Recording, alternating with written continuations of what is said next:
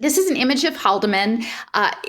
To me, actually, my friend Steffers raised this issue, and because I'm not in that field, I wasn't aware of it. But in retrospect, it's very interesting. So Haldeman, again, his mother was the first chiropractor in Canada. He followed in her footsteps. So the focus, as I understand it, of the field of doing, I don't know, is it chiropractic? Is about adjustments, like spinal adjustment, and it is about energy. So it is an energetic system that you are adjusting within the body. And so as we talk again about the levels from like individual molecular levels and electrons up to larger social systems, and we'll talk about sort of polarization and magnetization and spinning, that he was a chiropractor and he understood the way in which energy is represented in the body through kinesthesiology is very interesting to me. The other element is that he was a pilot. And I've noticed this in a lot of people who we've come across, right? Howard Hughes, individuals who were involved early on in the aerospace industry and flying.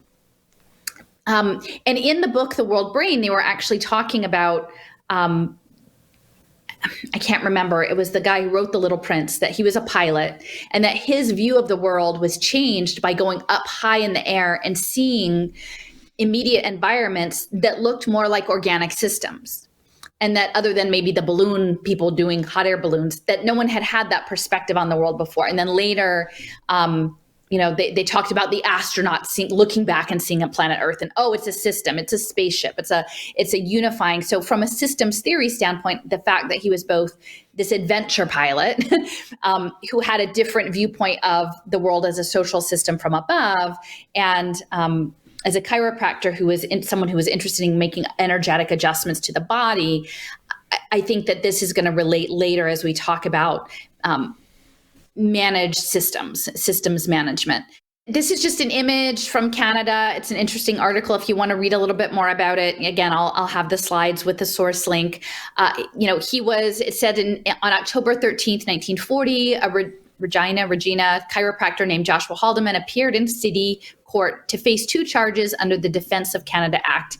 His alleged offense was belonging to Technocracy Incorporated, an organization that had been banned by the Canadian government several months earlier as part of a larger sweep of groups it considered subversive to the war effort.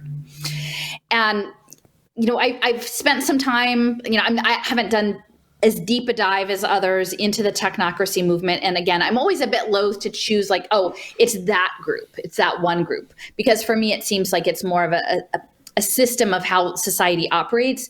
But the key element of the technocracy movement had to do with inefficiencies of capitalism, waste, and the idea that you would defer governance to experts in their fields that would manage really the world based on an energetic currency economy, which many people are finding correlations to now with the climate narrative and carbon offsets, and linking that to one's purchase power and one's behavioral power, that seems to be coming up more prominently lately, among the various other isms.